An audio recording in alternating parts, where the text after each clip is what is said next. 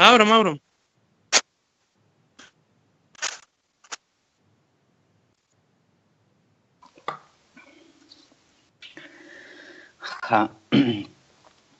سلامونه او نیکی هیلې درنو محترمو او لیدونکو ښه راغلاست ټولو ته.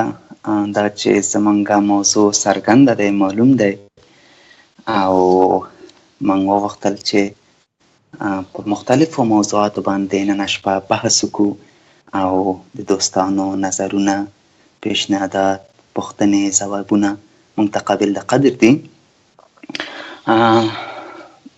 پښتونیار وروره مهرباني وکړئ تاسې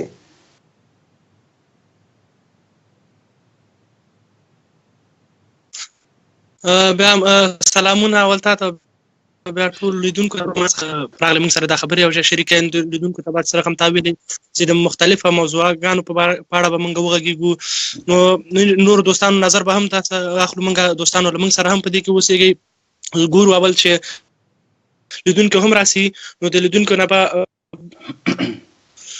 ښه راځو محترمه چې یو دقیقه زه به د خپل موبایل هغه کړم. راځو دې ته چې لکه څه رقم اول به زه تا سره شریک کړم دا موضوع وروره چې په اول چې زما موضوع ده چې کوم باندې زه په اړه خبرې کول غواړم چې دې کې به ستا نظر هم زه غواړم چې له دوستانو نظر به هم په دې کې غواړم چې هغه اول د ننګرهار د ښاروالۍ په اړه باندې به زه د هغه کومه چې په ننګرهار کې نن سبا ماته انځورونه ډېر زیات رالېږل شوي چې هغه ښاروال هېڅ یعنې ننګرهار کې کار نه کوي. نو ډېرو ستونزو سره خلک مخ دي. نو دې کې زموږ ورور ده چې سباوون ورور د موږ ته معلومات هم را رسولي د څخه یو نړۍ مننه کوم. هغه ښاروالان دغه په اړه زه دا ویل غواړم چې هغوی مرسته نه کوي یا پیسې اخلي، مثال په جوبونو کې ږدي، څونه بودیجه چې دوی ته راځي، څونه پیسې چې راځي دونه کومک مرسته دوی نه کوي. د هغو په اړه څه ویل غواړې محترم رشاد وروره؟ بله دا باید ګرانه په دې تاسو سره باید موافق یم، اما باید موږ او تاسې په کل سره وغږېږو.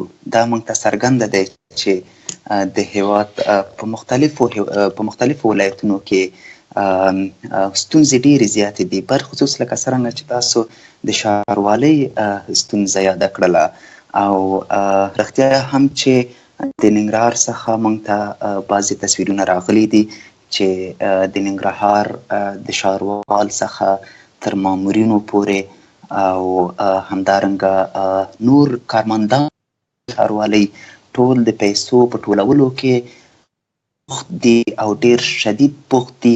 هغوی نشي کولی چې په اسانه توګه وګړو ته، وطنوالو ته، ښاریانو ته د خدمت جوګه وګرځي.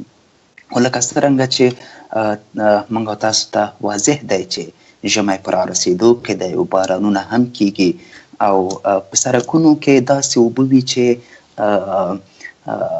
حتی تر دې اندازې پورې چې یو مرغاوي کولی شي چې پکې په آزاد ډول لامبو وهي او پکې خپل ساتیري وکړي، تر دې اندازې پورې توجه پکې نشته او د والي صاحب له طرفه فشار نشته په هغه باندې، په ښاروال باندې. که چېرته له طرفه ښاروال باندې ښاروال بیا امر کوي په مشر باندې خپل غږ بیرته اورم نو تخنیکي هم دا غږ بند کړي نو بوج نه اچوي، فشار پې باندې نه اچوي. که چېرته په هغوی باندې فشار واچوي د ولایت مقام څخه ولایت مقام وکولی شي چې مستقیما فشار واچوي په ښاروالۍ باندې او ښاروالۍ په خپل کارکوونکو باندې چې وکولی شي چې خدمت وکړي زموږ ښاریانو ته. او دا د ننګرهار باید یادونه تنها د ننګرهار ونه شي بلکې د هېواد په مختلفو ولایتونو کې د ښاروالۍ له طرفه زموږ ښاریان ډېر زیات په تکلیف کې دي، په ستونزو کې دي او لکه څرنګه چې موږ هم وویل چې بارانونه روان دي او زموږ ملت ډېر بیچاره ملت دی او هغوی نشي کولی چې ښار ته په اسانه توګه وځي. لکه په اوړي موسم کې چې تاسو وینئ بعضې زمونږ ښاریان او زمونږ وطنوال هغوی د سړک په غاړه یو کراچۍ ایښی وي یا همدارنګه یو څه بل وي چې د خرڅانه دپاره او چې د خپل د کور ته او د خپل د فامیل ته نفقه پیدا کړي. نو په دغه ژمي کې د دغه دکان ګوټي یا د دغه کراچۍ څخه دوی محرومه پاتې کیږي. دا په دې معنی چې خټې وي، باران وي او اوبه وي په سړکونو کې، په ویالو کې، او ډېر چټلتیا وي، ډېر ګندګي وي. همدغه ګندګي فضا خرابوي. بالاخره زمونږ ماشومان، زمونږ مشران، کشران، غټ واړه ټول په مختلفو مرضونو باندې مبتلا کیږي او حتی تر دې اندازې پورې چې د هغوی تداوي هم په افغانستان کې ناممکنه وي. او دا هم یو مشکل دی چې که چېرته په یو مرض باندې، په داسې یو مرض زمونږ ښاریان اخته وي، دا چې تداوي په افغانستان کې یا زمونږ ډاکټران استعداد نه لري یا استعداد لري ورته وبخئ یا استعداد لري، هغوی ته امکانات برابر نه دي چې هغوی وکولی شي د یو مریض یو خاص تداوي وکولی شي. دا که چېرته د ښاروالۍ له طرفه په هر ولایت کې، په هر ځای کې جدي دوی یو اقدام وکړي د صفاحي لپاره او په مختلفو ولایتونو کې، په مختلفو ښارونو کې، حتی په کوڅو کې هغوی خپل فعالیت وښیي او ملت ورسره ولاړ دی، ښاریان ورسره ولاړ دي، هغوی ورسره همکاري کولی شي.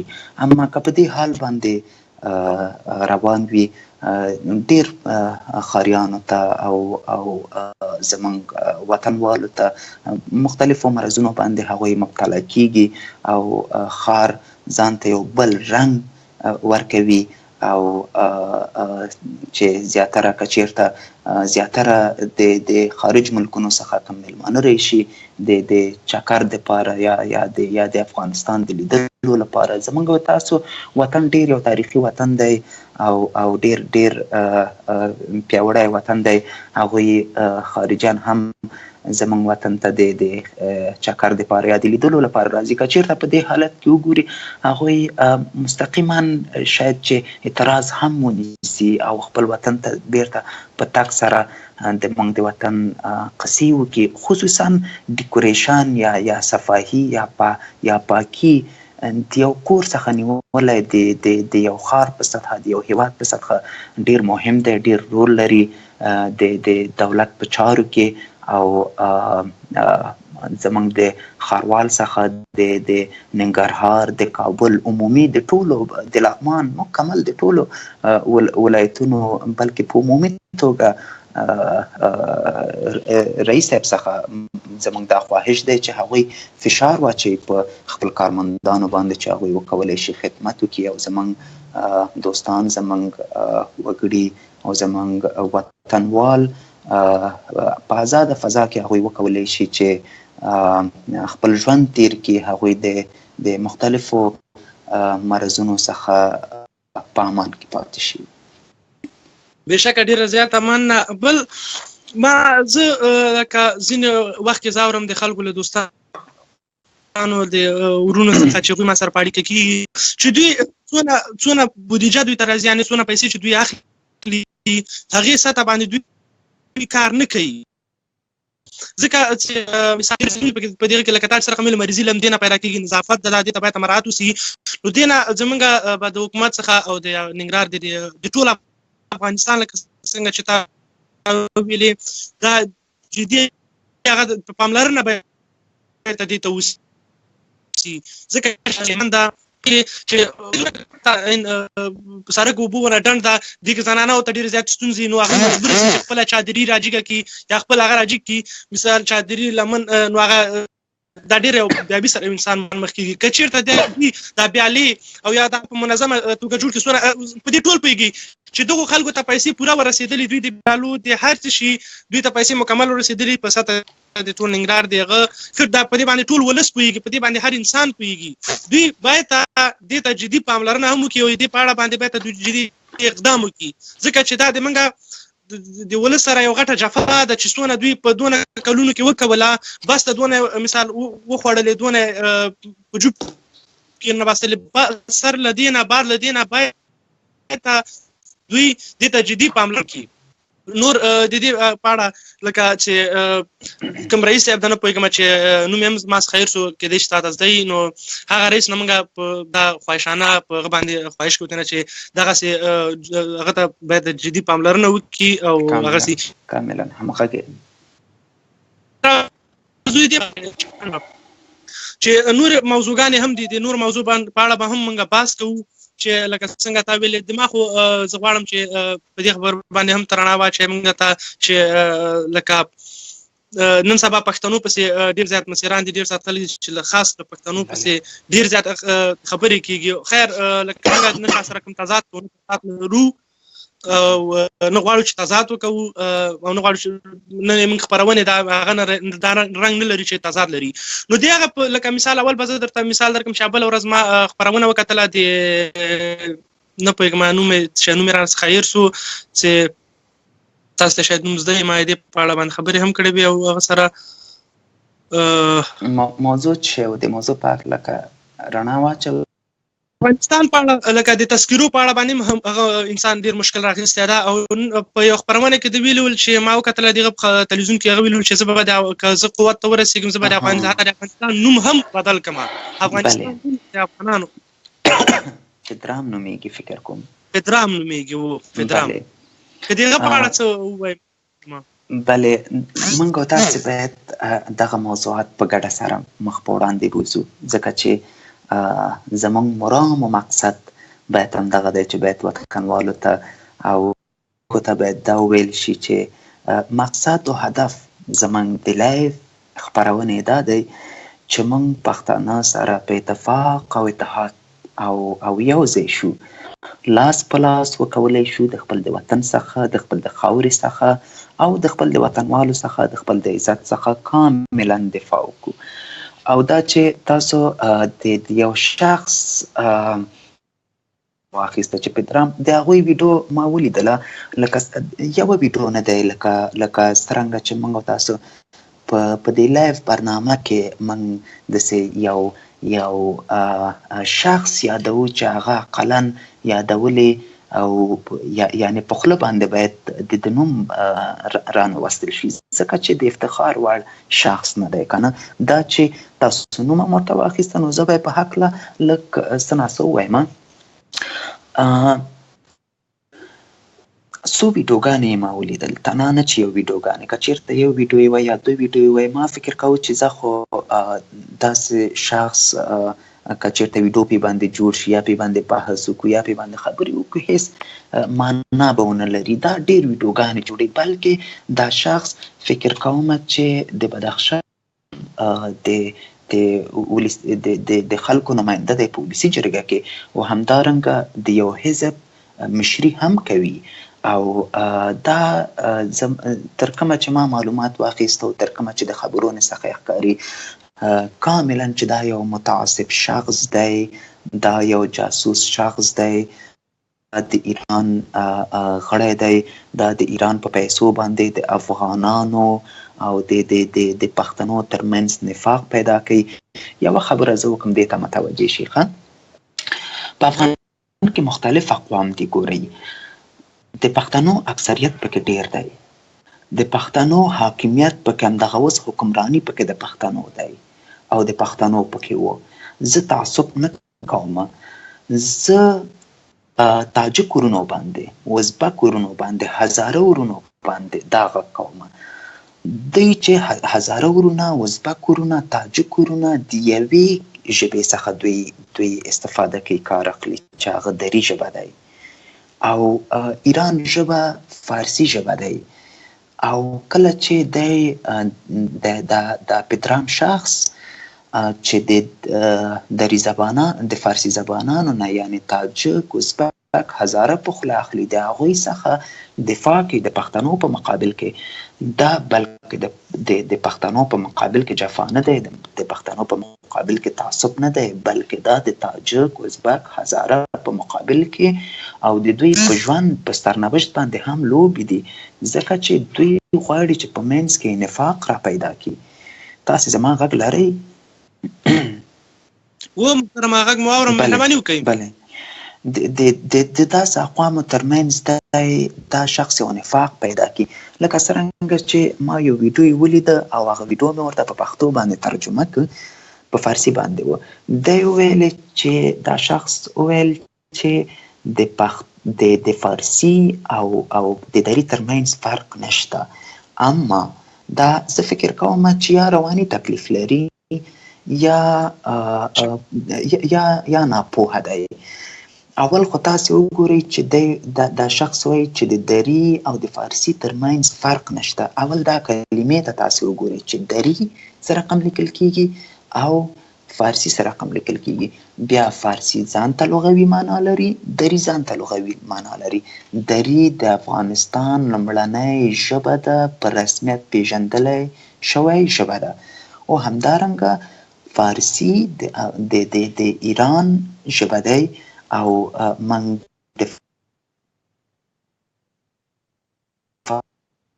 لرو د خپل قوانین دي، د هغوی خپله ژبه ده، زموږ خپله ژبه ده. حتی چې د اسلام د نګاه نه که هم وایي د موږ په عبادت هم د ایران د خلکو سره ډیر زیات توپیر دی. نو اوس دا وایم بخښنې سره چې دغه پدرام شخص وویل چې زه افغان نه یم، افغان پښتون دی.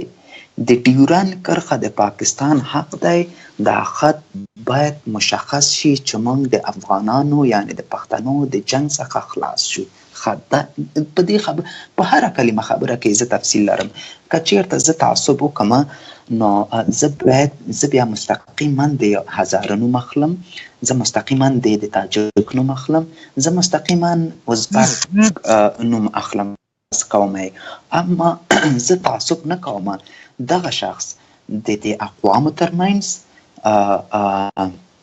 یو غواړي چې جلاوالي راولي، غواړي چې نفاق راولي، غواړي چې په افغانستان کې یو برهان رامنځته کړي چې په آینده کې دا شخص په ډیر د خنډونو سره موږ مخامخ کړي او خپله هم مخامخ شي. او همدارنګه چې دی وویل چې د ډیورند کرښه د پاکستان حق دی او دا خط باید مشخص شي او چې موږ د پښتنو د افغانانو د جنگ څخه خلاص شو. اول زه دا پوښتنه تېنه لرم چې دوی څومره معلومات لري د ډیورند د کرښې په اړه، څومره معلومات لري د چا په وخت کې جوړ شوی دی او دا تړون د چا په وخت کې امضا شوی دی، امضا شوی نه دی، څو کیلومتري کې د افغانستان او پاکستان ترمنځ د مساحت لري. د دې خبرو څخه خبر اصلا د ډیورند په تاریخچه باندې خبر نه دی. خپل په خبرو کې په طرز د خبرو کې دا خبره هم وکړه، وایي زه اسناد لرم چې د ډیورند کرښه د پاکستان حق دی، باید دا دیوال باید مکمل شي، تکمیل شي. او عبدالرحمن خان، امیر عبدالرحمن خان په وخت کې دا تړون امضا شوی و، موږ سره اسناد شته دي.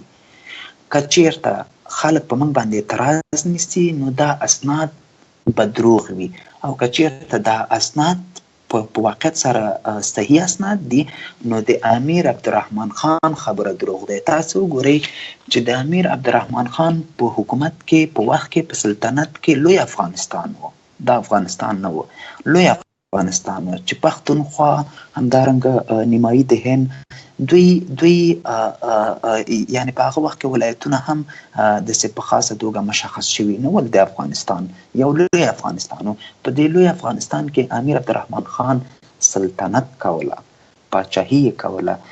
دا یو متعصب شخص د ایران جاسوس، د ایران شخص راپاسیږي په امیر عبدالرحمن خان خبره باندې د اعتراض نیسي. نو تاسو اوس خپله فکر دوستانو کولی شي چې مستقیما اعتراض ونیسي زما په خبرو باندې. آزاد دا بیانات زموږ آزاد دي، موږ نشو کولی چې د یو چا په خبره باندې او د چا په وینا باندې موږ انتقاد ونیسو، خبره یې قطع کړو.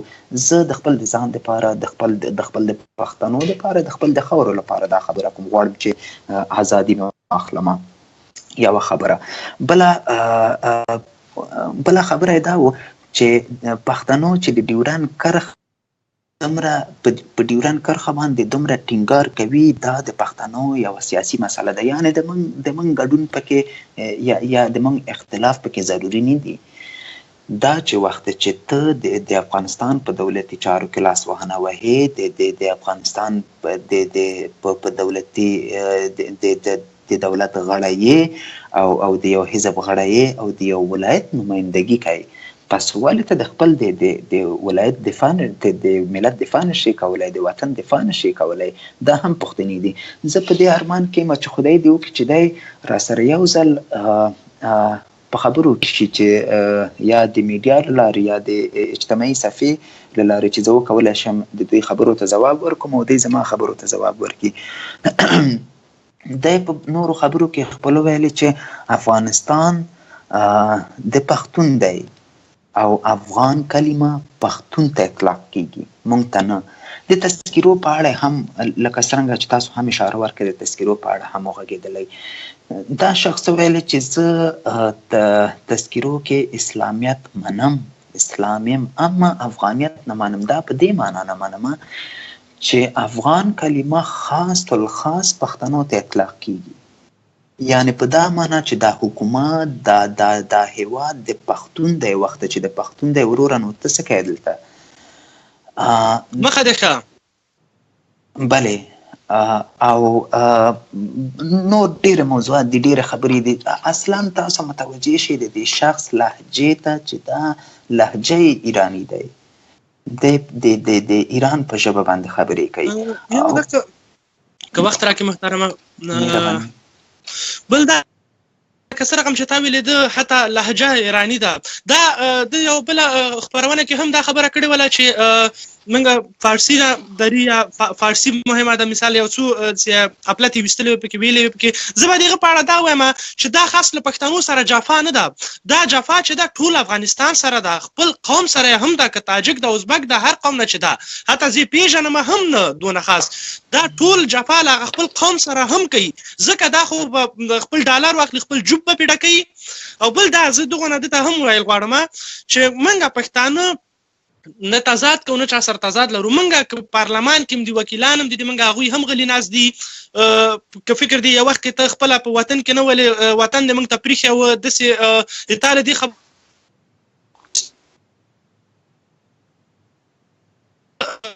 مثال افغانستان ځینې خبرې دي چې هغه په هغې باندې حیوان هم پوهېږي چې تا هم پیسې خوړلې دي او هم ته جنګ غواړې. نو اوس دوی ځینې نور هغه لویه جرګه رابللې ده، لویه جرګه دا هغه دا ګوره زه دوی ته دا وایم افغانانو ته چې دا لویه جرګه اخر ولې راغواړې، د هېڅ لپاره راغواړې. لویه جرګه په هغه وخت کې راغوښتل کېږي چې افغانستان یا ملک د ډېرو غټو ستونزو سره مخ وي. افغانستان شکر الحمد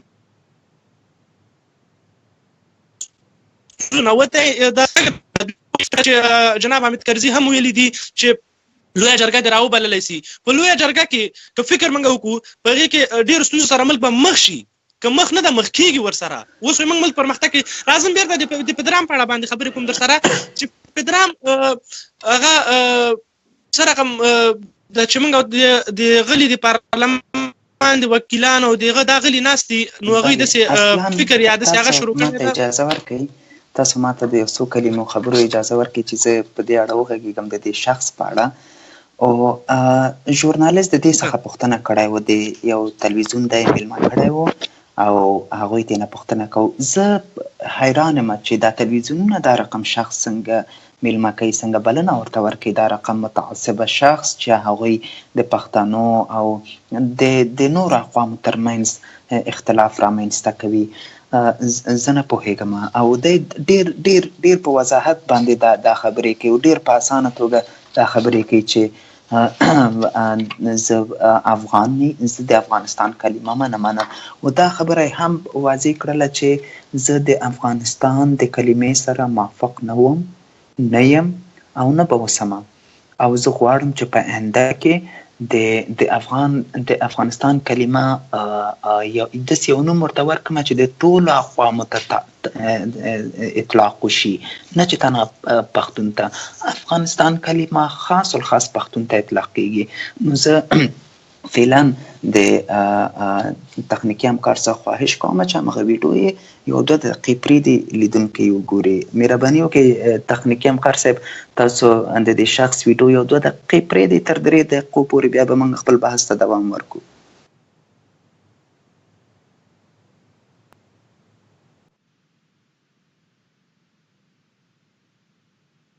وقتی در یک ساختار فدرال حق اقوام آدمی شود مسلمان دیگه دعوایی نخواهم کرد، ولی بخواید نتیجه بکنیم دعوا میشه. اما مسئله پاکستان هم بگم که اینجا بحثی در کنار پاکستان احساس شده نیست.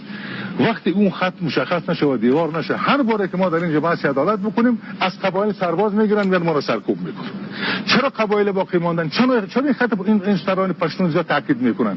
برای این است که هر بار سرباز میگیرن علیه قوم، علیه مردم ما، علیه صبح در داخل افغانستان. ما اونم دلیل داشتیم برش، هم دلیل حقوقی هم دلیل سیاسی. مسئله که پشتونا سر خط دیوران پافشاری میکنن مسئله سیاسی است. برای اینکه هر بار ما از اون طرف سرکوب میکنن. چرا احمد شاه مسعود از کابل کشیدن؟ چگونه کشیدنش؟ کدام سربازا در اینجا؟ در مورد افغان وقت ما هم کوتاه ولی من دیوار رو حل بکنم. در مورد تذکره های برقی از شما میپرسم. مجلس نمایندگان تصمیم میگرفت اما حکومت ظاهرا چیز دیگری را میخواد که چیکونه. بر اساس گفته های سخنگوی حکومت گفت که مجلس باید بر منافع ملی توجه بکنه و برخی موارد مد نظر بگیره. اگر تذکره با ذکر افغانیت و اسلامیت توضیح شوه واکنش شما چه؟ ما مسلمان هستیم الحمدلله، با اسلامیت هیچ مشکلی نخواهیم داشت، اما با افغانیت به این معنی که آقای غنی مطرح میکنه پشتونیت ما مسلمان مشکل داریم، مخالفش خواهیم بود. ما گفتیم جمهوری اسلامی افغانستان کافی است. برای ما در افغانستان پشتون برابر افغان، برای افغان معادل پشتون است. این بحث در افغانستان چی؟ افغانستان بحث افغانستان هم من درباره افغانستان هم بحث در گذشته در یکی از گفتگوهایتان حتی مخالفت با نام افغانستان هم کردید. من حالا مخالفم. من حالا نظر من این است که اگر ما برسیم به یک ساختار دموکراتیک فدرال، نام افغانستان باید به عنوان نام یک قوم باید پس شما به یک نام دیگری برای افغانستان انتخاب بکنیم. من با نام افغانستانم هیچگاه موافق نبودم، حالا موافق نیستم، در آینده موافق نخواهم بود. و همون گونه که من به خاطر خیلی مسائل مبارزه کردم برای تغییر این نام، آن گونه که شما در حال بحث شما در حال بحث از بین بردن اختلاف قومی در افغانستان مطرح میکنین، بحث ده موارد دیگر مطرح میکنین، در حالی که شما روی نقاط انگشت میگذارین که خودش شما عادت کردین وقتی میگین قوم پشتون، اون سران نوکر تاجیک هم بحثشان همین است. وقتی اختلاف ایجاد میشه اون سران پشتون ناراحت میشه. اگر شما تذکره گفتین افغان گفتین اون ناراحت میشه، دیوران گفتین پشتون ناراحت میشه، نمیدونم زبان فارسی گفتین پشتون ناراحت میشه. سرود ملی چرا این طرفش هم نگاه نمیکنین که ما ده ها تا قوم دیگه هم هستیم که ناراحت میشیم؟ عادت کردین چون برده هستین، برده شونستا هستین، میترسین که حتما همیشه بحث مخالفت که مطرح میشه و در واقع تفاوت فکری یا نفاق، مسئله پشتون ها رو مد نظر داریم. همین سران تاجیک این همه خیانت کردن از کنفرانس بن تا امروز. بعدشان این بود که اگر گفتیم سرود ملی پشتون ها آزرده میشن، اگر گفتیم قهرمان ملی به جای ظاهرشاه پشتون ها ناراحت میشن، اگر ما گفتیم که نمیدانم دانشگاه اینا ناراحت میشه، اگر گفتیم فارسی به جای دری ناراحت میشه، ناراحت به درک ناراحت میشه. این همه ازبک و تاجیک هزاره آدم نیست، چرا ناراحتی اینا رو مد نظر نمیگیرن که روزانه قتل عامشون میشه؟ سپاسگزارم آقای پدرام از این من برده کسی نیستم. در برنامه هواج امشب و شما هم تشکر بنده عزیز. میشه در قانون که تو حق نداری.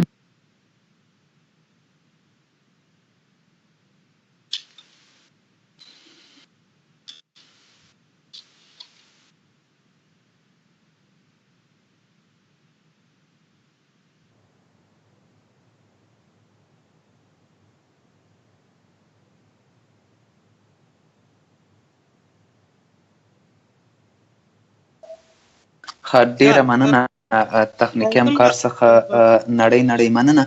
دوستانو تاسو ویډیو وکړه کاملا او غواړئ چې په پښتو سره پکې تفصیل ورکړ شي، خو هم حاضر استو خپل په خبرو کې په اخرو خبرو کې تاسو که متوجه شوي اوسئ تاسو هغوی وویل چې کمون د ډیوران نوم واخلو پښتون ناراحته کیږي، که د فارسي وایو پښتون ناراحته کیږي، او همدارنګه که دانشګاه وایو پښتون ناراحته کیږي.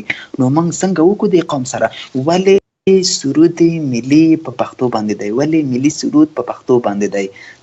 دا زموږ حق دی. دا بیت یعنی د ټولو خبرې فضول دي، د ټولو خبرې بې معنا دي. زه هغه تاجک ورونو ته، هغه ازبک ورونو باندې، هغه هزاره ورونو باندې غږ کوم چې دوی د تاسو په نوم، د تاسو اقوامو، د تاسو شریفو خلکو په نوم باندې سوء استفاده کوي، او د پښتنو ګوته همدارنګه د نورو خلکو تر تاثیراتو لاندې تاسو راځئ، ځکه چې دغه شخص فارسی خبرې کوي او دا د ایران یو جاسوس دی، د ایران یو شخص دی، او دوی د هزاره څخه، د ازبک څخه، د تاجک، د مختلفو اقوامو څخه دوی ملاتړ کوي چې هغوی خپل د ځان څخه هم خبر نه دي. نو زه فکر کوم چې دا پاینده کې هغوی ته ډیر زیان به ورسي، ځکه چې یو شخص نشي کولی چې د موږ د وطن نوم تبدیل کړي. او بله خبر په آخر کې وویل چې زه د احمد شاه مسعود په مقابل کې ظاهر شاه نه پیژنم. یعنی تاسو خپل دغه د متوجه اوسئ، خپل قضاوت ستاسو په لاس چې دا شخص کاملا مجرم دی. په حقیقت کې دا شخص مجرم ده. دا باید عریضه وشي په هغه باندې، په ریاست جمهوری باید امر وکړي په څارنوالۍ باندې، د څارنوالۍ له طرفه دا باید محکمه شي، د نه باید پوښتنې وشي، دا باید بندي شي. یو شخص چې ملت د نه مني، هویت د نه مني، افغانستان نوم د نه مني، پښتونولي د نه مني، افغانیت د نه مني، دین د نه مني، اسلام د نه مني، او هغه د فارسی کلمه مخکې چې وورونه فارسی کلمه د فارسی ژبه د ایران ژبه ده. دا فارسی ژبه افغانستان خلکو ته د افغانستان په رسمي ژبو کې مشابهت نه لري. فارسی د دری ژبې سره ډیر زیات توپیر لري. زمونږ او ستاسو ژبه پښتو ژبه ده، دومره ژبه هم دری ژبه ده. دری د فارسی سره ډیر زیات مشابهت لري، ډیر زیات توپیر لري. وبخئ، هیڅ تخنیکي همکار څخه هم مننه چې موږ ته دا ویډیو خپاره کړله. او زه فکر کوم که چیرته دی هغه شي محکمه شي او دولت د دې څخه پوښتنه وکړي. پوښتنه دلته دی، وګورئ تاسو چې په دومره وکیلانو کې په مختلفو ولایتونو کې چې د پښتنو له طرفه، د هزارهګانو، د تاجکو له طرفه په مختلفو ولایتونو څخه وکیلان راټول شوي دي، او دوی ولې د موږ څخه دفاع نه کوي، د خپل د هیواد څخه دفاع نه کوي د داسې اشخاصو په مقابل کې، او چې تقریبا 209 غالبا زما په فکر 209 وکیلان دي. په 209 وکیلانو کې فقط یو وکیل پاسېدلی دی، نه د افغانیت مني، نه د اسلامیت مني، نه اصلا د افغانستان کلمه نه مني. زه به په فارسی باندې ویم او برادر تاجک او هزاره و ازبک، همهتان شما میخواین که نام افغانستان تبدیل شود یک نام دیگه برش مانده شود؟ میخواین شما؟ واضح است که نه. یک شخص متعصب، یک شخص جاسوس، یک شخص ایرانی از ایران میآید و بعد از 5 سال پیش تو کجا بودی؟ 6 سال پیش تو کجا بودی؟ 10 سال پیش تو کجا بودی؟ چی تو داری؟ تو چی کردی به افغانستان که تو امروز آمدی همه اقوام در یک تکلیف روانی برایشان انداختی که میدیا اینا را دعوت میکنن و در هر دعوت خود همی گپ میزنن و میگن که ما میخوایم که نام افغانستان رو تبدیل کنم و ما در این تلاش هستم که ما به قدرت برسم و ما پشتون نمیشناسم و پشتون جاسوس است و پشتون انتحار است و پشتون نفر پاکستان است. شما خودتان قضاوت کنین برادر محترم. باید واضح صحبت کنیم، حقایق باید مد نظر بگیریم. ببینیم در ولایت‌های مختلف، در ولایت‌هایی که دشمن افغانستان، دشمن خاک ما وجود دارد، پشتو زبان در جنگ میکند. در خط اول پشتو زبان جنگ میکند، در دیوران پشتو زبان جنگ میکند، در تورخم پشتو زبان جنگ میکند، در اسپین بولدک پشتو زبان جنگ میکند، در مرزهای مختلف، در هر 4 مرز همه پشتو زبان است. طرف هرات در تورغوندی، مرز تورغوندی، مرز فکر کنم ترکمنستان است که پشتونا هستند که اونا جنگ میکنن، دفاع میکنن، از وطن خود دفاع میکنن. و امی ازبک برادره، تاجیک برادره، هزاره برادره، همشان به خاطر تحصیل، به خاطر تعلیم، به همه چیز اعلام مانده که اینا باید تحصیل خود کنن، اینا باید پیش برن. شما خودتان قضاوت کنین که یک شخص که سوء استفاده میکنه از اقوام تاجیک، از قوم ازبک، از قوم هزاره و به حیث یک فارسی زبان میایه میگه که من قوم پشتون نمیشناسم و من افغانیت تا کار ندارم، ما میخوایم که نام افغانستان تا تبدیل کنم. آیا شما موافق هستین امرای قسم شخص؟ اصلا نه، واضح است که نه. بله، دا باید ما مخکم تاسو ته ویلې دا دومره مهمه سړی نه ده، دومره مهمه شخص نه دی چې په د باندې یو سړی بحث وکړي یا په د باندې په میډیا کې راشي یا د اجتماعي صفحې له لارې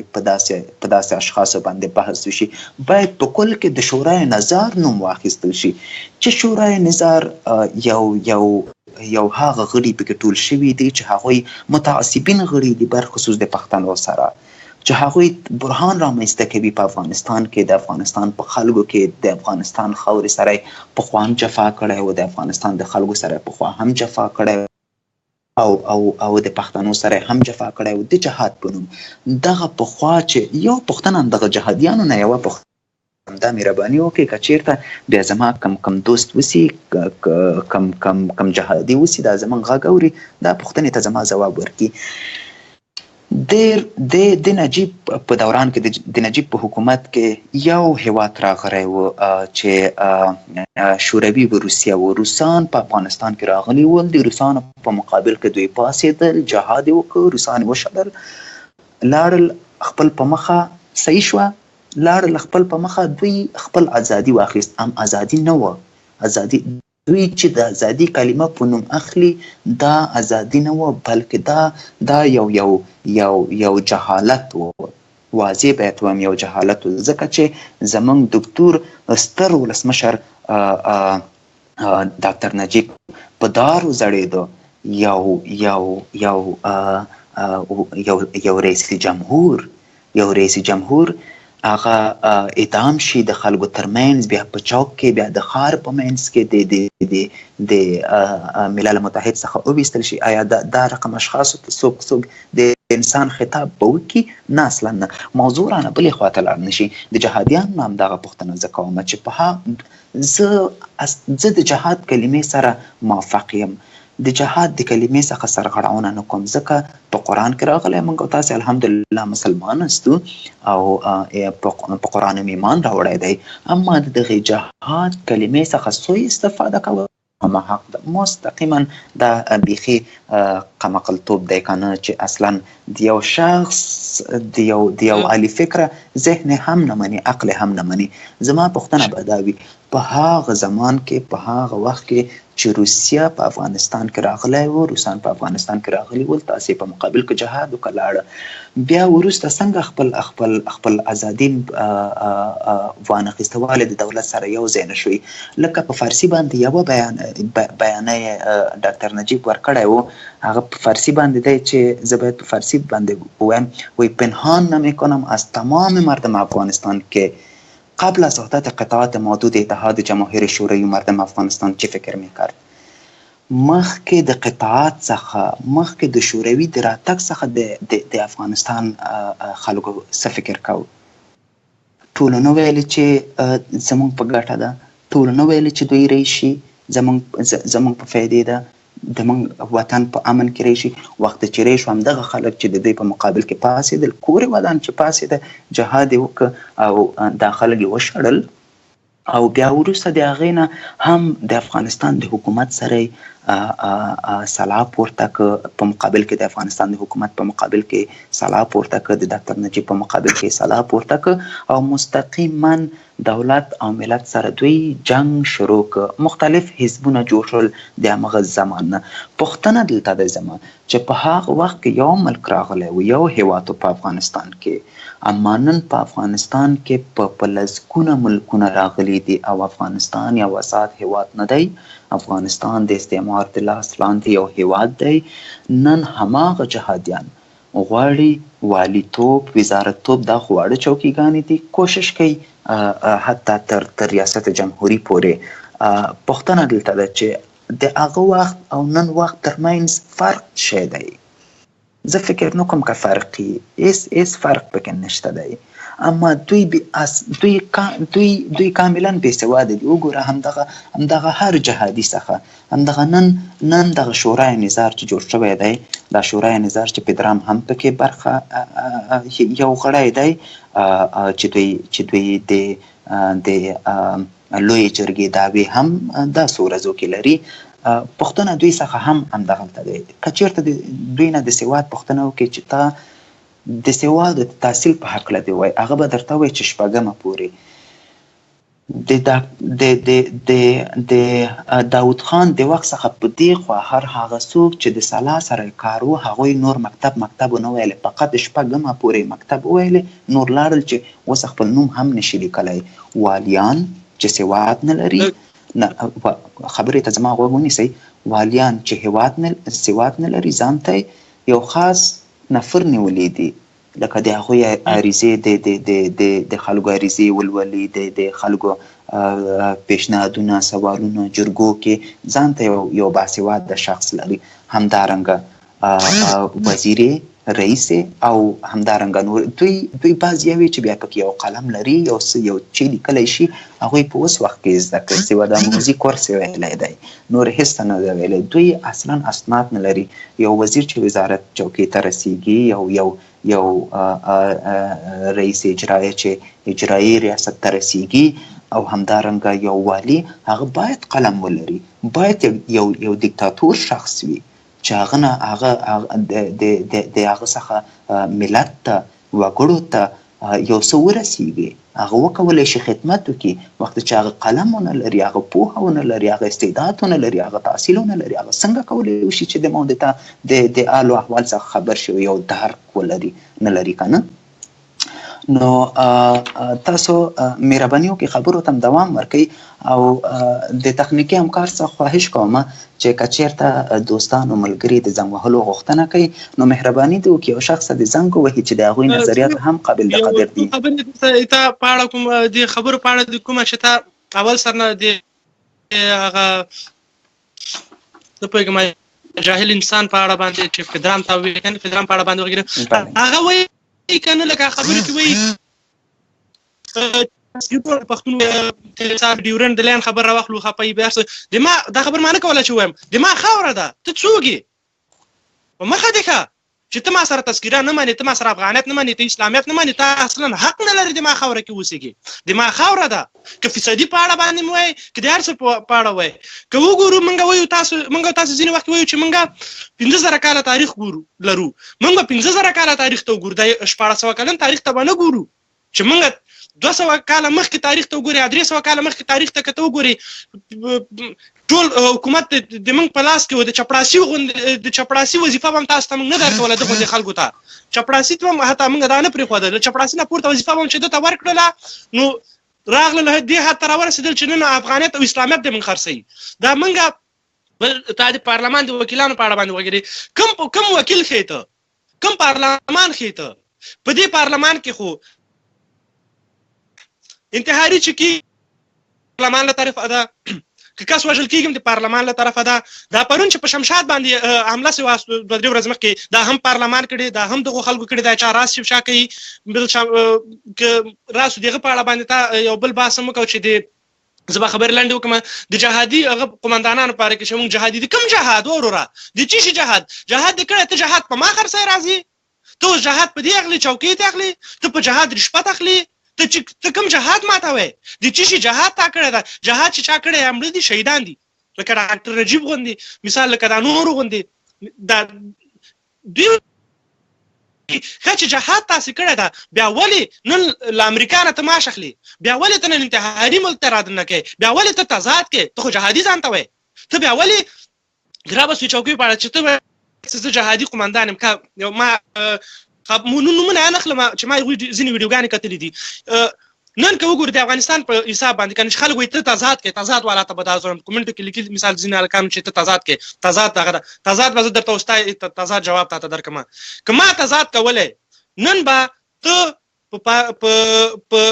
کلاس نفر او سفارت کې کار کوي پلاس کې 15 خالي دي پنشیر دي دوه دي هزاره دي دوه دي ازبک دي یو دي پښتون ده ایو پښتون هم دونه خدای قرآن شرمولی ده چې هغه هم پښتو هیره کړې ده که تضاد نه واوړي که تضاد وکړو موږ باید اووه دانې پښتانه په هغه کې یو او یو دانه تاسو کې یا دوه دانې تاسو کې که تضاد وکړم زه باید موږ وظیفې باید دغه شی خو موږ بیا هم دا تضاد نه کوو موږ وایي په چوکۍ د تاسې کېنئ خو خوشحاله دې م تاسې یاستئ ملک هم د زه ساتم په مرز کې م زه پروت یم چوکۍ مې تا ته پرېښي په هغې باندې ته خوشحاله نه یې په مرز کې را سره نه جنګېږې د ډیورنډ په لاین ته ما سره جنګ نه کوې لانجه نه کوې ته ناست په چوکۍ باندې خپل چوکۍ کې په چوکۍ مې په ارامه پرېښی په هغې کې م ته خوشحاله نه یې اخر څه شی غواړې ته دا غواړې چې بس موږ یعنی په بل ملک هغه کې لکه د کردانو غوندې زه پوهېږم ته ایران غوندې ملک تا پسې ولاړ ده زه پوهېږم تا غوندې ایران غوندې ملک تا سپورټ کوي چې هغه اټومي وسله لري هغه لري مثال قوت لري چې موږ لاس کې چې نسته راځه په دې ټول پوهېږي چې تا پسې غټ داسې یو ملک سپورټ کوي دا خبرې د نور نه چلېږي نور بس ته د 14 کاله په چوکیګانو باندې پرېښې ولئ او دا د پارلمان وکیلانو ته وایم اول خو تاسې وکیلان راستئ چې داسې یو وکیل ما ونه لیده بغیر له یو دانه نه ده چې زه نوم هم شریکوم چې اصولي صاحب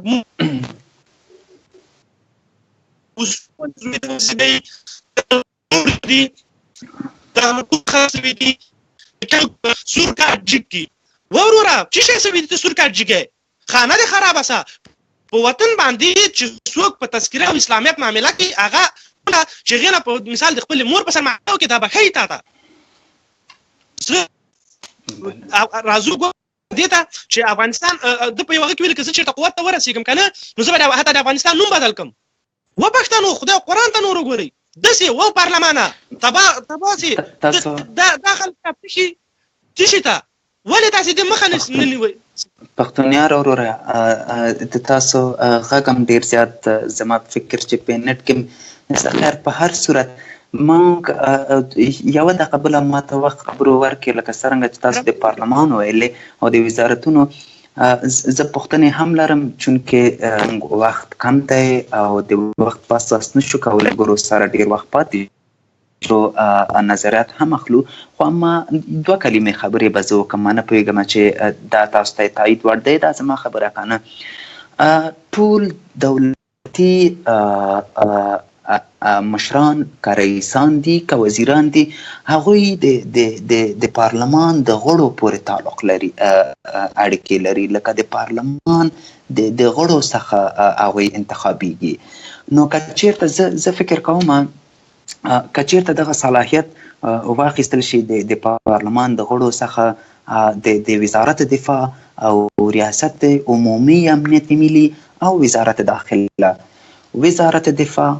وزارت داخله ریاست امنیت ملي عمومي ریاست دغه یو مستقل ځان ته ادارات وي یعنی کم تعلقات د ولسي جرګې سره ونه لري د پارلمان سره ونه لري چې پارلمان پې باندې ادعاګانې وکړي یا د پارلمان له طرفه دوی تعیین شي که چېرته دوی زما غږ اوري تاسو پښتونیار وروره زه فکر کوم چې د پښتونیار ورور نټ ډېر ضعیفه دی ډېر زیات کمزوره دی محترمه زه کومنټونه لولم محترمه زه کومنټونه بلې تاسو ما ته متوجه شئ تخنیکي هم د شیانو تناز دی ما تاسو ته وویل که چېرته د پارلمان صلاحیت څخه تیر شي، یعنی جلا پاتې شي.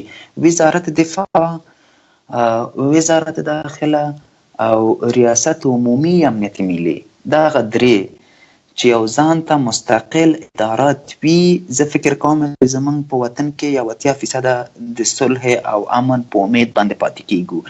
او که چیرته دا د پارلمان پورې تعلق لري، د پارلمان د غړو پورې تعلق لري چې د پارلمان غړي وکولی شي چې دغه وزیران په دغه چوکۍ کېنوي یا انتخاب کې، دا ډېر مهمې وزارتونه دي، لکه وزارت دفاع، وزارت داخله او ریاست امنیت ملي. یو شخص کولی شي چې لاړ شي، لکه دا شوي دي، دا واضح خبر دی موږ تاسو ته، چې د 100 دانو وکیلانو، یعنی د فیصدي په طور وایم په 80% کولی شي چې یو شخص د وکیلانو امضا واخلي او هغه داسې یو شخص وزارت دفاع ته یا وزارت داخلي ته یا ریاست امنیت ملي ته، عمومي ریاست ته، هغوی د وکیلانو له طرفه انتخاب شي چې هغه وکیلان پې باندې پیسې خوړلي دي، یعنی داسې پیسې خوړلې وي چې یو وکیل وایي چې که چېرته زه تا وزارت چوکۍ کې کېنوم او زیاتره وکیلانو ته زه پیشنهاد کوم او د هغوی امضا زه اخلم، تا وزارت ته رسوم، د وزارت ځای ته م رسوم، نو تاسو زما زوی، زما ورور، زما تره، زما اولاد، زما د کاکا زوی، دا یو شجره، یو لیست ورته ورکوي. دغه ولایت کې د والي په توګه، د رئیس په توګه، د ښاروال په توګه، د ولسوال په توګه دغه خلک مقرر کړه. هغه ورسره امضا کوي. وخت چې خبره امضا شو، چې خلاص شو، هغه چې تعیین شو، دغه وزیر چې تر څو د خپل د وزارت چوکۍ د وزارت پیسې پوره کړی نه وي، هغه رئیس جمهور مخکلی نشي. دا د یوه خبر. هر هغه وکیل چې هغه د یو شخص چې د وزیر له طریقه ولسوال کړی نه وي، والي کړی نه وي، او په ښاروالۍ کې یو ریاست یې ورته ورکړی نه وي یا یو مدیریت یې ورته ورکړی نه وي، هغه چې تر څو د خپل پیسې پوره نه کړي، هغه هیڅ وکیل د وظیفې څخه نشي خارجولی.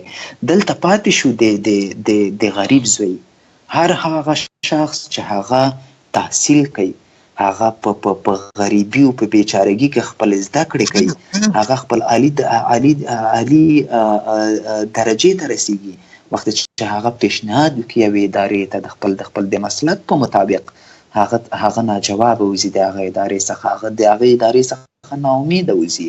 او دغسې اشخاص چې بیا پیسې اخیستی وي، دوی خو خدمت نه کوي، د دوی هدف وروره فقط همدغه وي چې دغه خپل ورکړ شوي پیسې بیرته 2 چنده لاسته راوړي، فقط هدف مقصد مرام همدغه وي.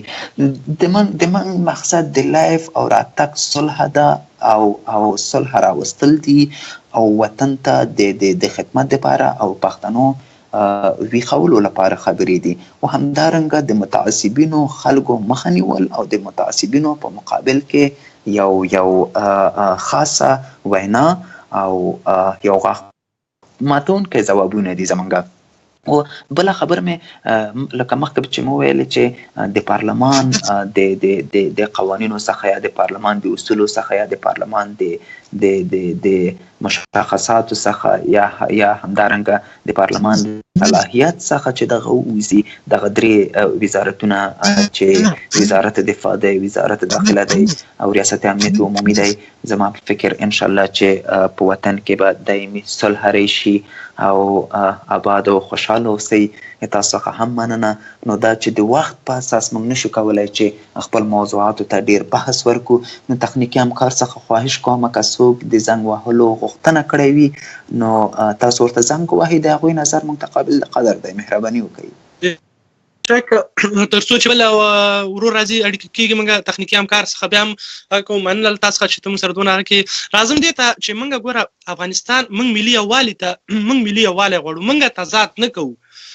که تاجک هم دا د موږ ورور د ازبک د موږ ورور د ټول د موږ ورور د خو چې دغه فدرام غوندې خلک را پیدا کېږي، دوی ته خاص د ما دغه فدرام ته خاص دا جواب ده چې څوک د ده ملاتړ دي دا خبرې خاص منګه دا د دغوی لپاره که چیرته موږ وکیل نه راجګیږي موږ پارلمان هغه نه راجګیږي بوزمانن به وایم چې پارلمان وکیلانو سره یو موافق نه وي په خپل سر مثال خبرونه هغه کې هر څه ته رایه ورکوي نه هېڅ کله پوښتنه نه ده کړې د خپل هغه څخه قوم څخه چې تاسو آیا دې ته دا جواب ورکړم دا تاسو را سره منئ که نه منئ نه ټول په خپل سر چا چې رایه ورکړې هغه چا چې دا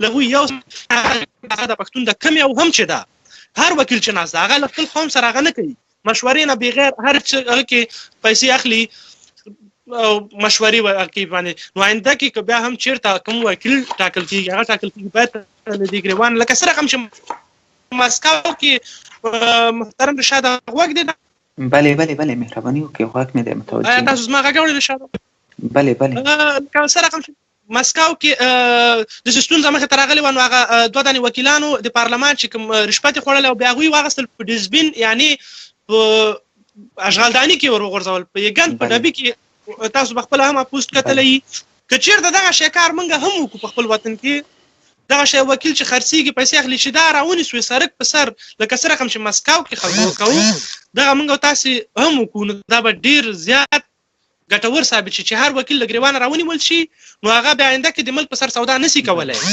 او نه که هغه تاجک وکیل ده که ازبک وکیل ده که پښتون وکیل ده هر څه ده د ځینې خبرې چې ما دا ترخي لږ مخکې وکړلې پکې دا حقیقت هم همدغه شی ده خو موږ بیا هم دا تضاد نه کوو چا سره موږ ګوره نه تا محترمه دلي هم ویلې د ما هم سره موږ چا سره نه مشکل لرو نه هغه لرو دغه فدرام غوندې خلکو ته چې دا کوي دا صحیح انسان محترمه مخکې مې وویل چې دا که چېرته موږ د شخص شهرت پورې دا زموږ خبرې بیا د دې شخص د شهرت پورې ډېر زیات اغېزمنه ورته تمامیږي موږ باید د شخص نوم فقط شورای نظار ووایو چې دا د شورای نظار غړی ده ټول شورای نظار باید یاد کړو په مجموع کې تخنیکي همکاره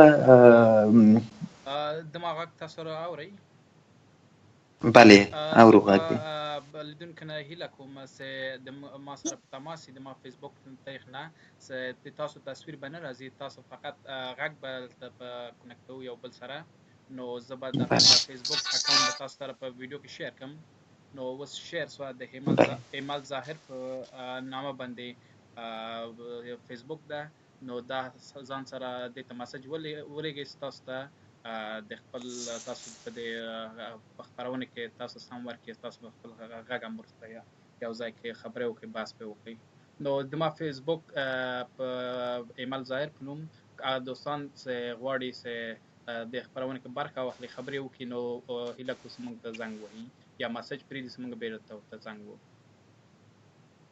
بله هر هغه دوستان چې غواړي چې موږ سره ګډون وکړي او خپل نظریات وړاندې کړي نو مهرباني وکړي کولی شي چې زنګ ووهي او موږ فقط ډېر نه 15 دقیقې وخت لرو او تخنیکي همکار څخه هم خواهش دی چې 3 الا 4 ورونو ته وخت ورکړل شي فقط 2 دقیقې 3 دقیقې چې هغوی خپل نظر ورکړي او موږ د هغوی په نظر باندې رڼا واچو د هغوی نظر هم موږ ته قابل قدر دی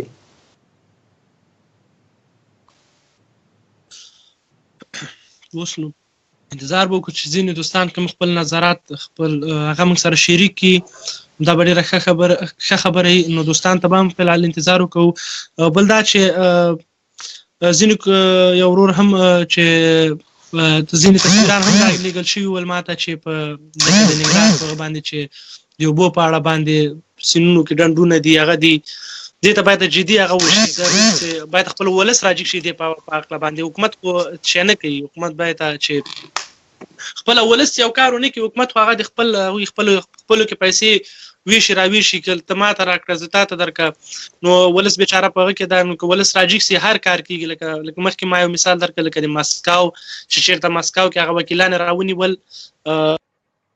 واچول په ولبګ کې نو داسې که وطن کې هم موږ دغه شی چې څوک خرڅ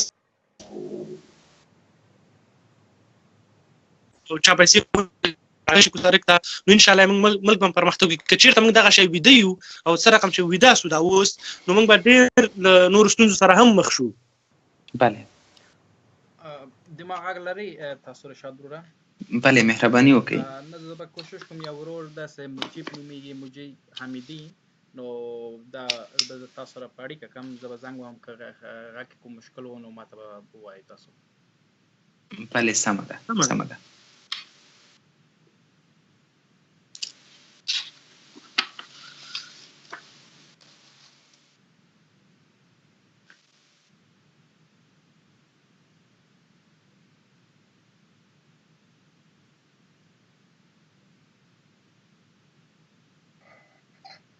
بله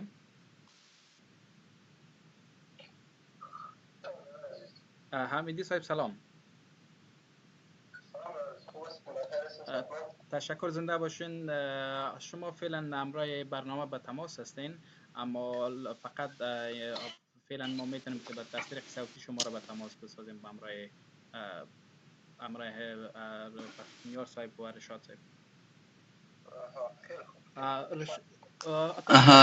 مهرباني وکړئ وروره، موږ غږ اورو کاملا، او دا چې موضوع موږ مشخص کړی دی او په مختلفو موضوعاتو باندې موږ بحث وکړو وغږېدلو، نو مهرباني وکړه ګرانه خپل نظر وړاندې کړه د موږ سره.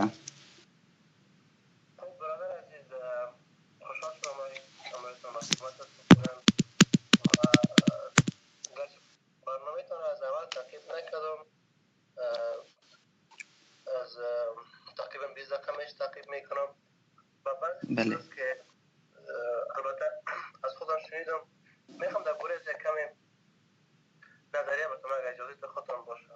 مهربانی بکنن بیادر، لطفتان است. شما گفتید که مایده اولین بار عبدالرحمن خان امضا کرده. اگر من اشتباه نکنم مایده اول بار توسط امیر یعقوب خان مایده گندمک بود که به خاطر سکه ضرب زده بود، همراه انگلیس‌ها امضا کرده بود. بله او برادر ماه او از گندمک، موضوع گندمک جداست و موضوع دیورن جداست. ما شخصا بله مسئله امضا با روساست، با انگلیساست، مثلا بله. مسئله فروختن خاک است، تسلیم به روسا با انگلیساست، فرق نمیکنه که بار دوم که امضا کرده یا بار اول که امضا کرده. درست است؟ بله و دومی که باید بگویم در افغانستان هم در هر ولایت هر مردم لهجه مختلف دارد.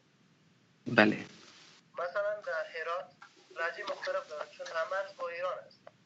در بله. مناطق که مثلا جنوبی مثلا جلال آباد اونا لهجه مثلا پشاور دارن چون همرز با پشاور است. بله درست است نه؟ یا اشتباه میکنم؟ بله نه کاملا.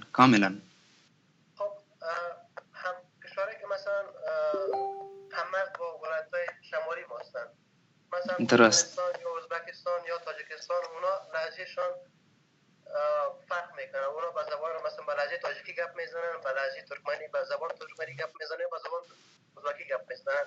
این با این موضوع اصلا نمیتونه که وقتی یک نفر با زبان با لهجه ایرانی گپ میزنه یا با زبان ازبکی گپ میزنه یا با زبان ترکمنی گپ میزنه شما بگید که جاسوس ایران است یا جاسوس ترکمنستان است یا جاسوس ایران است یا جاسوس پاکستان است.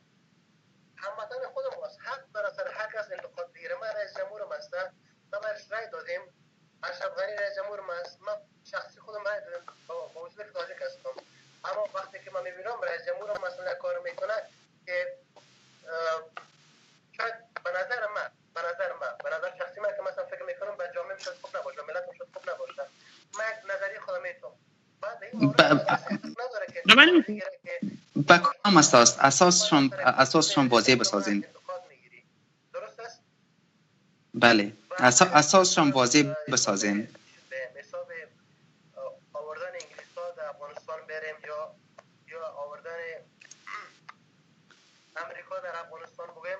اگه اشتباه نکنم اولین کسی که روس‌ها را در افغانستان آورد یک کمونیست به نام ترکی بود. و ترکی بله. میفهمیم که از کجا است، مربوط به کدام قوم میشه. بله. وقت دارم یا نه؟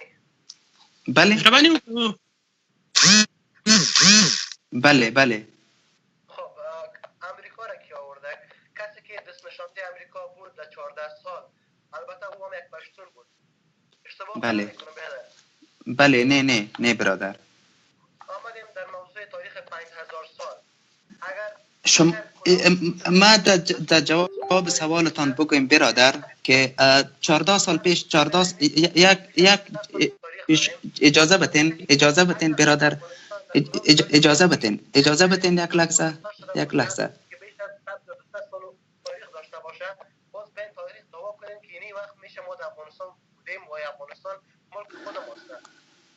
ما البته یک گپ برای خود نمیگم که من یک انسان متعصب هستم، اما نظر به گپای خودت که بین جامعه تعصب ایجاد میکنی، بین اقوام اختلاف می‌سازی، گپای تفرقه اندازی بین مردم می‌سازی، یعنی گپای گوش کن برادر، یک چیز گوش کن. ما پیشتر ازبک هزاره را که ما همیشه برادر خطاب کردم و همیشان دمی فغان میکنن که ما افغان هستیم. اجازه بتین ما نقطیم به شورای نظار است، ما گپم به شورای نظار است و اون نفر که ما مشخص کردیم او جداست که شما اگر باز شما از این قسم اشخاص حمایت میکنن، یعنی به این معنا که باز شما یک شخص متعصب هستین و شما یک چیز گفتین. اجازه بتین برام که 14 سال پیش که کرزی رئیس جمهور افغانستان بود، امریکا را کی آورد؟ کی بود؟ پشتون بود، یعنی پشتون بود. اما 14 سال پیش برادر ایرا بفهم که تاجکت و ازبکت هزارهت در افغانستان کسی نمیشناخت. کرزی بوده که اگر امریکا را آورده در مقابلش با شما را هم در جامعه در بسط جهان شناخته شده و ایطور ایرا هم باید اذیت نکشین. و یک مسئله ما اصلا موضوع لایف آمدن ما، موضوع برنامه ما همگی به وطن خدمت است و آن غاصبینی که کوشش میکنند که چور و چپاول کنند و متعصب در میان اقوام بیاره، ما در میان اونا مبارزه خود میکنیم برادر. اینال اگر با مثل پدرام شخص که اونو افغانیت تنمیخواه، اسلامیت تنمیخواه، حتی امرای کلمه افغانستان موافق نیست، میگم من موافق نبودم، نه هستم، نه خواهد شدم، میخوایم که در آینده نام افغانستان یعنی تبدیل بسازم. شما به حیث یک تاجک برادر، شما به حیث یک تاجک، آیا شما یعنی قبول میکنید که یک نفر نام افغانستان تا تبدیل کنه و هویت تا قبول نداشته باشه؟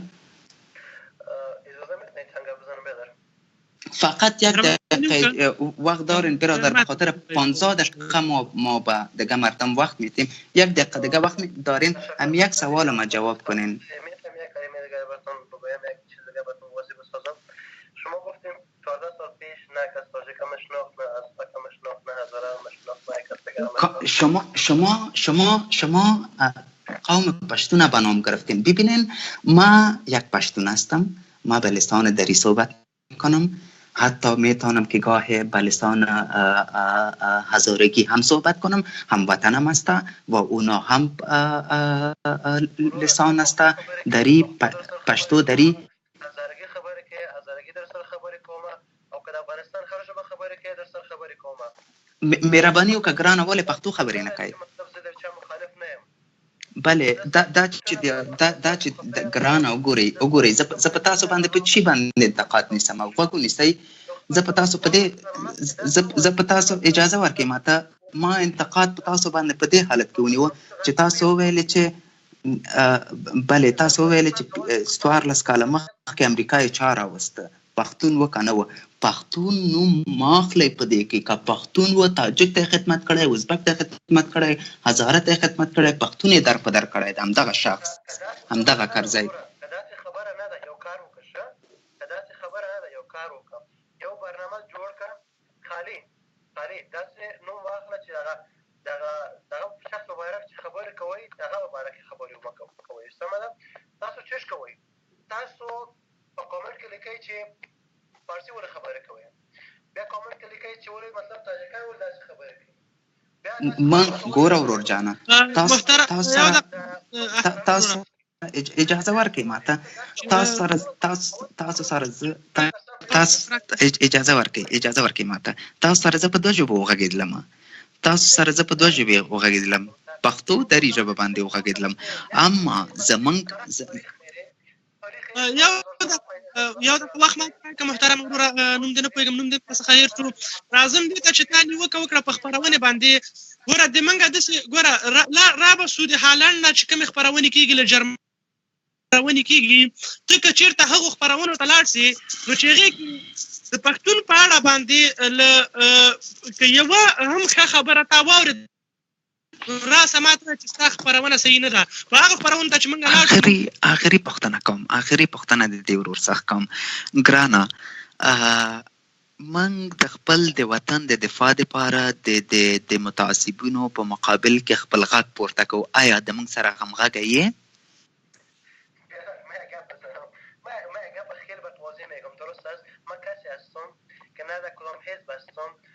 بله نه در قصه قوم پرستی هستم نه در قصه زبان و ملت پرستی هستم در فامیلم هم پشتون هستن هم تاجک از دوستای بهترین نزدیک دوستایم که از پشتون هستن انسان قوم پرست نیستم به طور عمومی صحبت کنین برادر احترام دارم دوستشان دارم در قلبم جای دارن درست هستن و هر کسی که گپ از قوم میزنه گپ از ملیت میزنه و یک ملیت نسبت به ملیت دیگه بالاتر میشماره من اولین کس هستم در مخالف ایستاده میشم آفرین شما افغان هستین؟ شما افغان هستین برادر؟ پدرام ولو که پدرام باشه ولو که هر کسی دیگه باشه من سوال کردم از شما افغان هستین؟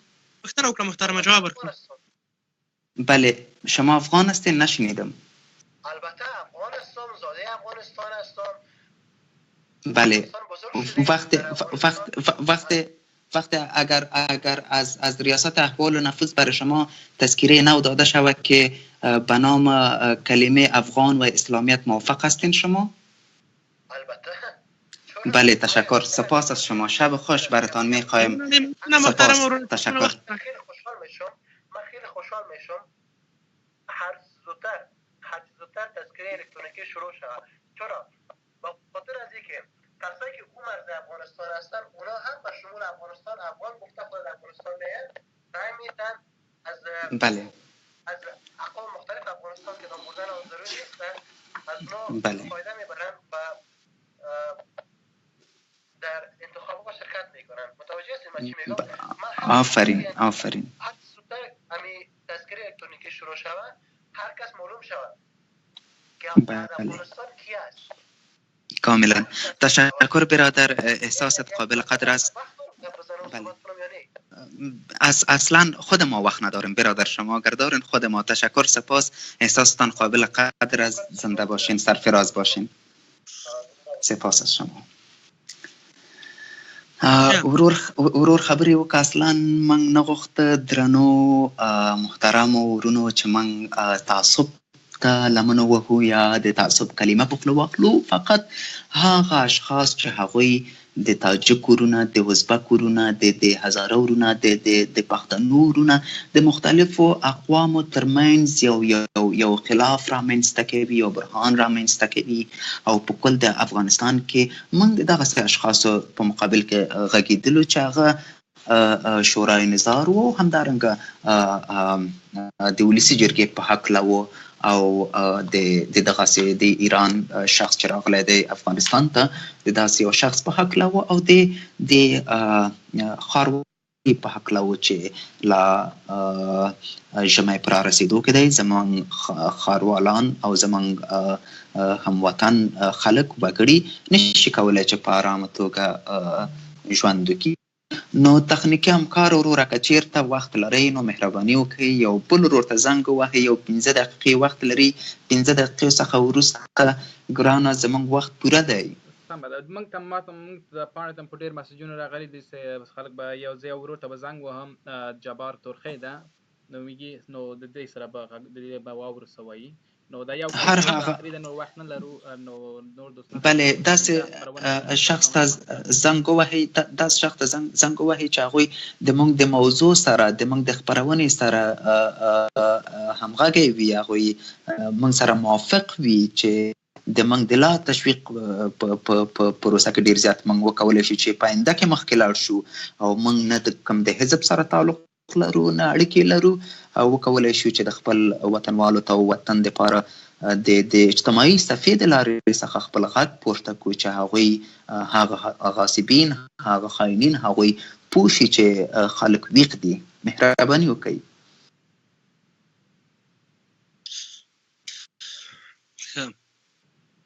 دا ورور ده لکه چې تنه اوله دماغې ته خپرونه کتلې وه، که دا چېرته د هغه نورو خلکو خپرونې وګوري چې هغه له هالنډ او له المان څخه خپرېږي دا هېڅکله خبرونه کوي. بلې زه هغه به داسې ووایم چې ګرانه محترمه نظر یې ډېر ښه نظر و، نه پوهېږم نوم یې څه و، نوم یې زما له هېره وتو. بلې ډېر ښې خبرې یې وکړلې او احساس دی او راتګ یې موږ ته قابل د قدر دی. کور یې ودان دا چې تاجک و، فکر کوم چې ازبک و، که تاجک و هو دا چې بلې دا چې یو ازبک ورور غږ پورته کوي چې زه افغان یم، زه د افغانیت کلمه منم او زه د احساساتو څخه یې مننه کوم. کور یې ودان. بېشکه داسې خلکو ته ډېر زیات احترام موږ لرو چې افغانیت او اسلامیت مني. هغه خلک به موږ څوک چې نه اسلامیت کې را سره نه په درنو لیدونکو د موږ د خپرونې وخت لا په ختمېدو کې دی، نو که چېرته غواړئ چې زموږ په خپرونه کې ګډون وکړئ او نو موږ سره په اړیکه کې شئ او خپل نظریات، پیشنهادات، پوښتنې ستاسو موږ ته قابل د قدر دي. زه باید بیا ذکر کړم یو د دوستان دي چې مسج پرېږدي اوس موږ سره په تماس عزت جبار ورور په نوم وګورئ. ما ته یې همدغه اوس مسج وکاوه چې تخنیکي همکار ته مو زنګ ووهي. عزت جبار په نوم جبار ورور ته به هیله وکړو چې دغه سکرین باندې دا اوس ایمل ظاهر باندې پروفایل ویني، دغه ایمل ظاهر باندې سرچ کړي نو موږ همکاري ما سره په اړیکه سي، زه تاسو سره په اړیکه کوم. ایمل ظاهر او په فیسبوک کې سرچ کې مسج پرېږدي، موږ سره په تماس کې.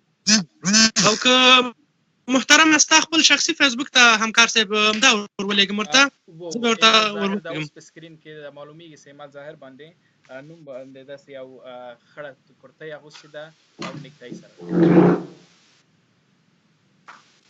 سمه ده، زه به اوس هغوی ته هم ښه محترمه زه ستاسو تصویر نه وینم محترمه، څه ستونزه ده؟ او ما دا چې تلیفون مې چارج کم که او ځای مې خپل تبدیل که ما چارجر څنګ ته نږدې شم چې وکولی شم چې د ما هم همدغه مشکل ده محترمه. د ما ګورم چې دا چارج د ما خپله هم زیاتې په کمېدو را په خلاصېدو ده، نو ګورو چې عزت جبار عزت وروره که چېرته زموږ غږ اورئ نو د ایمل شخصي فیسبوک سرچ کوئ او کې تاسو مسج پرېږدئ چې دوی تاسو ته زنګ ووهي، تاسو له موږ سره اړیکه ونیسئ. یا کولی شئ د خپله ویر افغان پاڼه کې مسج پرېږدئ، موږ تاسو سره په تماس کې تاسو کولی شئ چې په افغان پاڼه کې هم مسج پرېږدئ. ښه راځم د عزت جبار ورته وم چې خیر زه به د وایس اف افغان غږ مې ویلې د هغه نه به زه هم ورته ورولېږم دا نوم چې د ویار افغان زه لږ زره په احساساتو باندې راغللم. دغه ورور چې موږ سره اړیکې نیولی و، خدای دې وکړي چې دی زموږ څخه خفه شوی نه اوسي او د موږ د برنامې څخه یې منفي نقاط نه وي اخیستی او خدای دې وکړي چې خفه شوی نه اوسي. اصلا زموږ موضوع بل اړخ ته دی، زموږ هدف و مقصد او مرام دا دی چې وکولی شو خپل پښتانه ورونه ویښ کړو. که هغه هر قوم غړي افغانیت مني او زموږ اکثریت مني نو موږ کولی شو هغوی سره لاس په لاس د شکل مخ په وړاندې لاړ شو. تخنیکي همکار فکر کوم چې عزت جبار هم دلته یو نور ورونه دي چې موږ نه هیله کړې ده، نو عبدالله تنها په نوم ده او ملنګ جان په نوم ده. نو د سباون سباون ورور هم څونه فکر کوم چې هغه کړی دا که نه کړی ده و د زبا سباون صاحب سره تاسو داسې وکړئ چې تخنیکي همکار وروره فقط 15 دقیقې وخت لري. هر څوک چې یو مننه سمه ده، زه یو نفر به تاسو سره په اړیکه کوم چې سباون په نوم داسې ډېر وخت نه زموږ سره په تماس ده او غواړي چې هغه ډېره یو ستاسو څخه همکار سره سباون وروره که زموږ غږ اورئ نو تاسو د موږ سره اړیکه ونیسئ. 15 دقیقې وخت لرئ. بله سباون وروره اورئ تاسو؟ تاسو اوس خپرونه کې یاستئ، کولی شئ خپل پوښتنه مخکې کړئ. سلامونه ولیکئ سباون صاحب، مهرباني وکړه.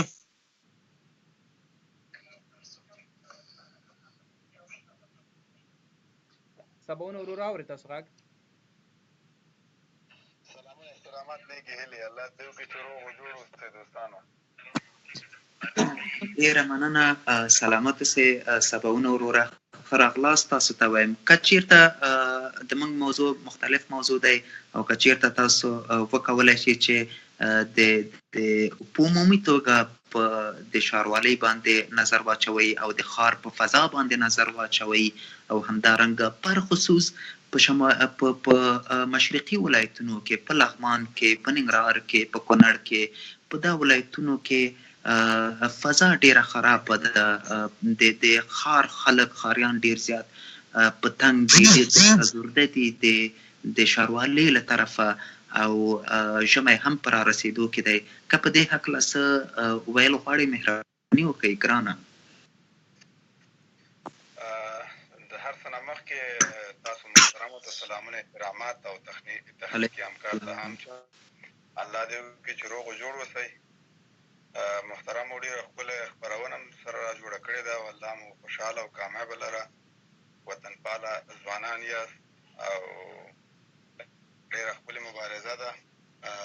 بلې دا خبرې ما خو تاسو سره لکه مخکې م په هغه بهتره سره غږېدلی یم د ښاروالۍ په دغه باندې د ښاروالۍ په ستونزو باندې چې هغه په مشرقي کې زه خپله چې یم د مشرقي د ننګرهار د ولایت څخه یم چې په ننګرهار ولایت کې خصوصا ډېرې غټې ستونزې دي او هغه هم لکه نورې ستونزې خو په هر صورت دغه ستونزه چې مثلا چې عوامو ته ترنه ډېر زیات ګواښ دی او عوامو ته زیاتره عوام ترنه بېچاره تنګ دي.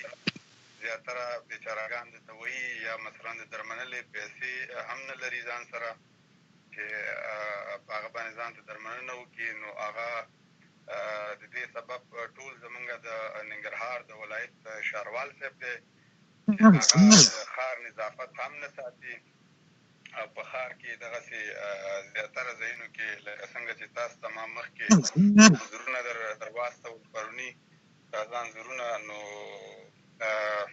ډېر زیات بد حال دی. که تاسو د نږدې نه چېرته دا وګورئ نو هېڅ انسان نشي کولی چې په هغه لاره حداقل لکه تېر شي بدون د موټره او هر سړی د موټر وس نه لري.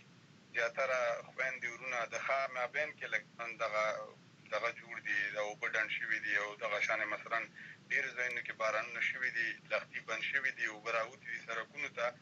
نو خلک چې بازار منځ سودا کوي یا دغه کوي نو ښځې خصوصا ماشومان ښځې ډېر په ستونزو سره مخ وي، نشي کولی چې پیدارو لاړ شي خپله ضرورت پوره کړي. نو زه د ستاسو د خپرونې نه ډېر خوشحاله یم او ستاسو دا ښکلې خبرې اورم او د ډېره وخت نه م تعقیبوم او الله مو همداسې کامیاب لره. مننه ګرانه. ګرانه که ووایاست چې غوښتنه مو څه دی د لوړپوړو چارواکو څخه غوښتنه مو څه دی برخصوص د ښاروالۍ د ریاست څخه؟ بلې وروره غوښتنه خو زما محترمه د لوړ چارواکو نه دغه ده چې مهرباني دې وکړي دغه خدمت دې په صحیح توګه ادا کړي او دا خدمت دې وکړي ولې چې دا د خلکو حق دی، ضرورت دی او دا ضرورتونه باید پوره شي. موږ د دوی نه د خواهشاتو پوښتنه لکه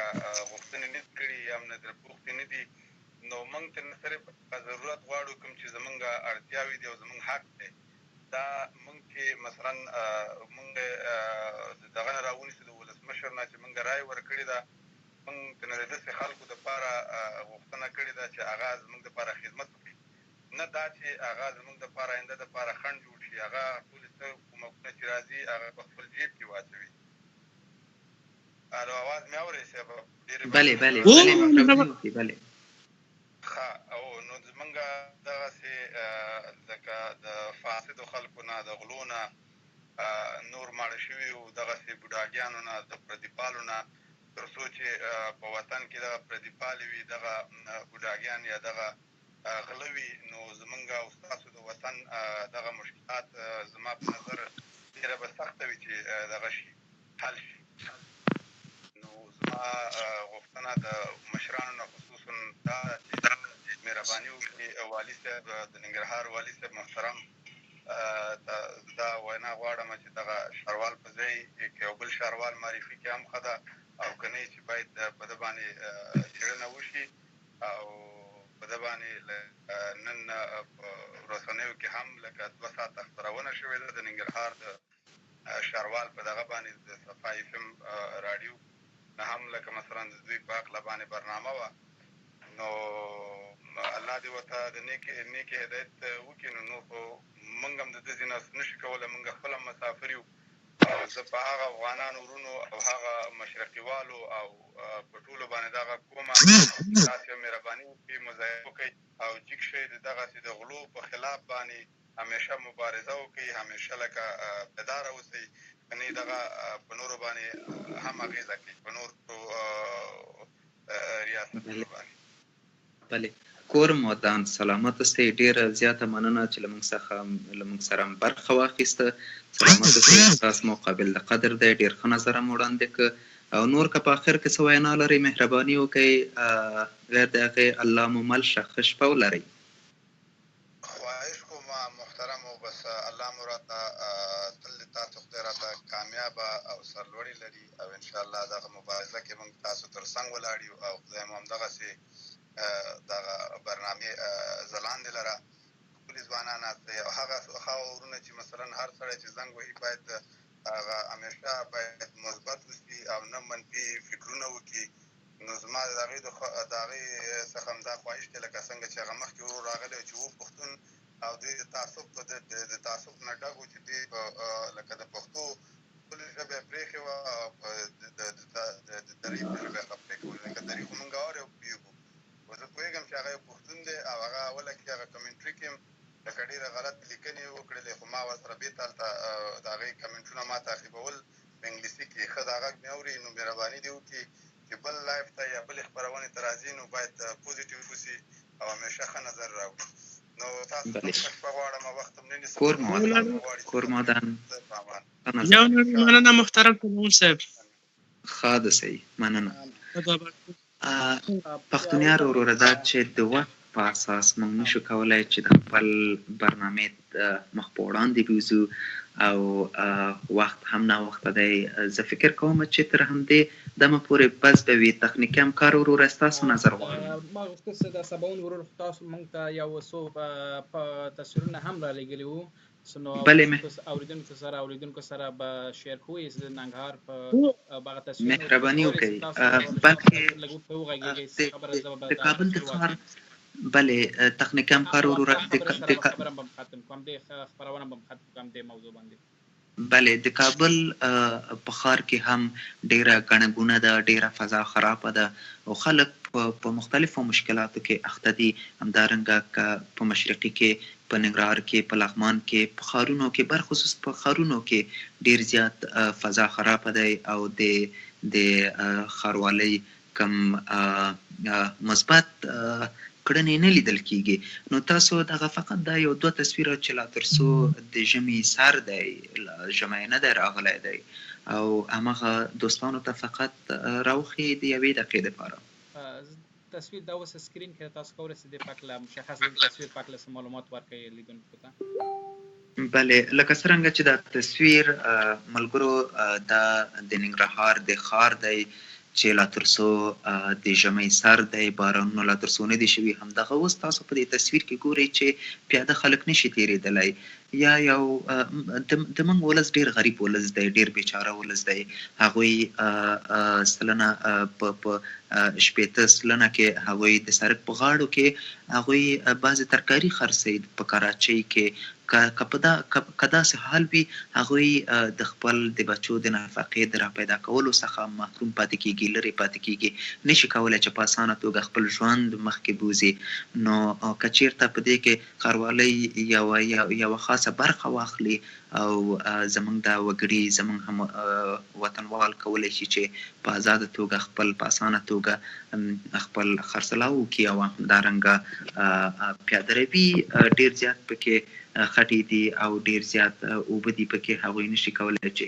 پیاده هم لاړ شي او موټر هم چټل وي په مختلفو مشکلاتو باندې زموږ وطنوال هغوی اخته دي او بل وخت چې فضا خرابه شوه طبعا زموږ وګړي هغوی په مختلفو مرضونو باندې مبتلا کیږي چې حتی کېدای شي چې د هغوی تداوي هم ډېر ګران خبره وي د یو غریب ولس ته چې هغوی ونه کولی شي چې خپل نفقه پیدا کړي بیا د داسې مرستیا مخنیوی به څنګه وکړي او تاسو خپله دا تصویر ګورئ دوستانو تاسو وګورئ چې دا ټول اوبه دي دا یو سړک دی دا عمومي جاده دی عمومي جاده د ننګرهار عمومي جاده دی په لغمان کې په داخل د ښار کې په داخل د ښار په لغمان کې ویالې ډکې وي د اوبو څخه ډنډ وي اوبه وي په سړکونو کې په جادو کې د لغمان هغوی ښاروالۍ پکې کمه خاصه ونډه نه دی نیولی کوم عکس العمل یې نه ده ښودلی مثبت چې زموږ ښاریان وکولی شي په ازاده توګه خپل خرڅلاو وکړي یا په ازاده توګه وګرځي نشي کولی دا لا سر د ژمي دی او په آینده کې څو ورځې بعد یا څو هفتې بعد به په ډېرو مشکلاتو باندې اخته شي بلې محترمه فکر کوم چې د ما هم د موبایل تر دې دمه پورې ما سره نور خدای پاماني به وکړو د ملګرو څخه دوستانو مننه کوم د تاسو څخه چې موږ سره پاتې شوي تر دې دمه پورې د کمنټونو څخه هم یو جهان مننه د نیک نظریاتو څخه هم ډېره زیاته مننه کوم او د تخنیکي همکار څخه ایمل جان څخه یو خاصه مننه چې